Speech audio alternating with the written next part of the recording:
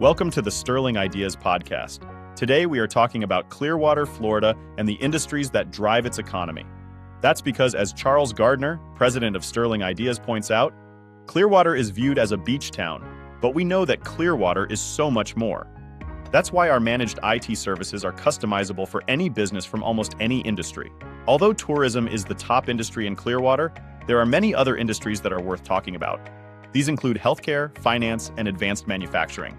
However, one thing that they all have in common is how reliant they are on functional technology. Let's explore some of the reasons why. Sensitive data protection is the top concern. Patient records, financial data, and intellectual property all require strong controls and staff training. IT system uptime matters most during busy or critical periods, because downtime can stop production, delay care, and interrupt client service. Furthermore, healthcare organizations must meet HIPAA compliance regulations, while financial and professional services must follow other data privacy laws. In the face of all of these risks and needs, there is good news.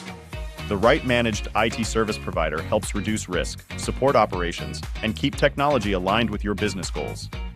If you want to learn more about how your industry can benefit from the help of a knowledgeable managed service provider in Clearwater, Florida, read the full article on our website.